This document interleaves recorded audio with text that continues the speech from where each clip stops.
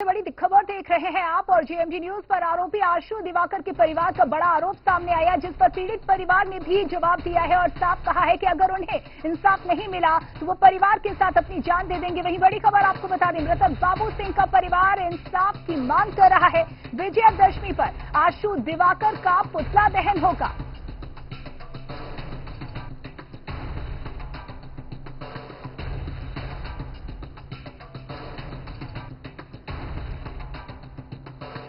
और इस पर बात करने के लिए joint commissioner of police Anand Prakash Tiwari ji हमारे साथ जुड़ चुके हैं। असल जिस तरीके से अब आरोप प्रत्यारोप का दौर शुरू हो चुका है, ऐसे में नजर अब इस पर है कि अभी तक क्या कुछ कार्रवाई हुई है, क्या कुछ जानकारी देंगे? देखिए, ऐसा कोई आरोप प्रत्यारोप विषय नहीं है जी। विषय है कि एक एफआईआर दर्ज हुई थी चचेरी थाने में, जिसकी विवेचना की गई है और प्रथम दृष्टया जो साक्ष्य पाए गए उसके आधार पर अब तक 2 लोगों को गिरफ्तार करके जेल भेजा जा चुका है। अभी भी वो जेल में है और बाकी जो लोग हैं, चूंकि वो विवेचना को सहयोग नहीं कर रहे थे, तो उनको हम लोगों ने हमारी जो दंड प्रक्रिया संहिता की धारा 82 है उसकी भी कार्रवाई की है। उसके पूर्व में हमने नॉन अवेलेबल वारंट भी इशू कराया है और यदि वो सहयोग नहीं करते हैं और यही रवैया उनका जारी रहता है तो अगली कार्यवाही उनकी 83 की होगी, जो संपत्ति की कुर्की है, और उसके बाद एक तरफा जो है फरार अभियुक्त घोषित करते हुए उनके खिलाफ चार्जशीट फाइल की जाएगी और जो विधि, जो भारत की विधि है, उसके अनुरूप न्यायालय व्यवस्था करेगी। बिल्कुल। देखिए, पीड़ित परिवार पूरी तरीके से पुलिस की कार्यशैली पर भरोसा जता रहे हैं, उन्हें पूरा भरोसा है, लेकिन इसी बीच जिस तरीके से आशु दिवाकर के परिवार की ओर से अब जो सुसाइड नोट है उस पर सवाल उठाए जा रहे हैं, इस पर क्या कहेंगे? देखिए, विषय न्यायालय में है और आशु दिवाकर अपने अधिवक्ता के माध्यम से उच्च न्यायालय में भी गए थे, पूरी प्रक्रिया को निरस्त करवाना चाहते थे और उच्च न्यायालय ने उनकी मांग को खारिज कर दिया, नकार दिया है। सेशन कोर्ट में भी उन्होंने 2 बार अपील की, एक बार नॉट टू प्रेस कर लिया और दूसरी बार सेशन कोर्ट ने उनकी अपील को निरस्त कर दिया है। सेशन कोर्ट ने उनके सह अभियुक्तों के भी जमानत प्रार्थना पत्र को निरस्त कर दिया है। तो न्यायालय सभी चीजों को गुण दोष के आधार पर देख कर ही निर्णय देता है। मुझे लगता है कि विवेचना की प्रक्रिया में न तो हमें कुछ कहना चाहिए न आपको कुछ कहना चाहिए।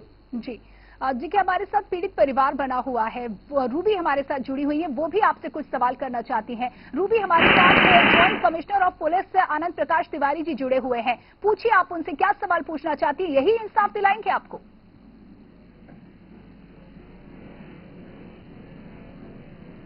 रूबी सवाल कीजिए।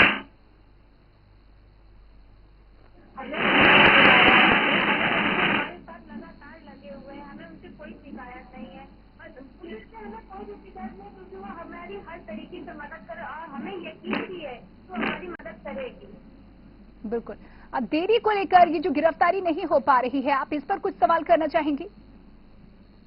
उसकी गिरफ्तारी नहीं हो पा रही है, पुलिस अपना काम कर रही है, क्यों नहीं हो पा रही है तो हम नहीं जानते, लेकिन हमें पुलिस से कोई उम्मीद है कि वो जल्द से जल्द पकड़ेगी। बिल्कुल बिल्कुल रूबी, आपको भरोसा है, लेकिन इस वक्त हमारे साथ joint commissioner of police Anand Prakash Tiwari ji जुड़े हुए हैं, वो आपको सुन पा रहे हैं, क्या आप कोई सवाल उनसे करना चाहती हैं? जी, आनंद सर से ये सवाल करना चाहते हैं कि उसको पकड़ने में क्यों इतना टाइम लग रहा है, क्यों अभी तक वो नहीं पकड़ा गया है? देखिए, कल आशु दिवाकर अपनी मां की अंत्येष्टि में उपस्थित होंगे ऐसा हम लोग मानते थे, लेकिन जैसा कि आप सभी लोग जानते हैं कि वो अपनी मां की अंत्येष्टि में भी ऐसे समय में भी उपस्थित नहीं हुए। हर आदमी की अलग अलग साइकोलॉजी होती है और हर आदमी अपने तरीके से सोचता है। आज के समय में एक पढ़े लिखे आदमी के द्वारा अपने आप को अवॉइड करने, अपने आप को छिपाने का यदि प्रयास किया जाता है तो कई ऐसे केसेस हैं, सिचुएशन सर्कमस्टेंसेस हैं जिसमें चीजें डिफिकल्ट हो जाती हैं। बट हम विधि अनुरूप कार्यवाही करने के लिए प्रतिबद्ध हैं और न्याय के हित में विधि के सापेक्ष हम अपनी कार्यवाही लगातार कर रहे हैं, आगे भी करेंगे और मेरा विश्वास है कि न्यायालय के समक्ष अभियुक्त उपस्थित होंगे, आज नहीं तो कल उन्हें होना ही होगा। बिल्कुल। सर, जिस तरीके से लगातार गिरफ्तारी के प्रयास किए जा रहे हैं, वहीं जो आरोपी परिवार है यानी कि आशु दिवाकर का परिवार अग्रिम जमानत की बात कर रहा है, यानी कि उनकी ओर से अग्रिम जमानत की तैयारी हो रही है। ऐसे में गिरफ्तारी को लेकर क्या क्या चुनौतियां हैं, क्या मुश्किलें हैं, देरी क्यों? देखिए, तमाम ऑपरेशनल इश्यूज हैं जो आपके प्लेटफॉर्म पर डिस्कस नहीं किए जा सकते। रहा सवाल किसी व्यक्ति के न्यायालय में जाने का, तो वो पूर्व में भी हाई कोर्ट गए थे, सेशन कोर्ट गए थे, आगे भी उन्हें अपना विधिक अधिकार है, वो जाएंगे। हमारा जो कार्य है वो हम कर रहे हैं और आगे भी करते रहेंगे। बिल्कुल, लेकिन आशु दिवाकर का परिवार अब जिस तरीके से आरोप लगा रहा है कि ये जो सुसाइड नोट है इस पर डाउट है कि ये उनका लिखा हुआ नहीं है, तमाम आरोप अब लगाए जा रहे हैं कि परिवार की मदद मांगी गई। मुझे नहीं लगता कि उनके सभी सवालों का जवाब देना मेरे लिए आवश्यक है। हम अपनी विवेचना कर रहे हैं और हमारी विवेचना को माननीय न्यायालय हर स्टेज पर एग्जामिन कर रहा है। बिल्कुल, लेकिन उनके आरोपों का क्या असर अब तक का जो केस है, जिस तरीके से जिस आधार पर ये केस चल रहा है और आपकी ओर से कार्रवाई को अंजाम दिया जा रहा है, क्या इन आरोपों का कोई असर इस मौजूदा स्थिति पर पड़ेगा? देखिए, हम विधि अनुरूप अपना कार्य कर रहे हैं। हम आरोप और प्रत्यारोप के हिसाब से कार्य नहीं करते जी। आगे भी हम विधि अनुरूप कार्य करते रहेंगे और माननीय न्यायालय हमारे हर कार्य का परीक्षण और प्रतिपरीक्षण करता रहेगा।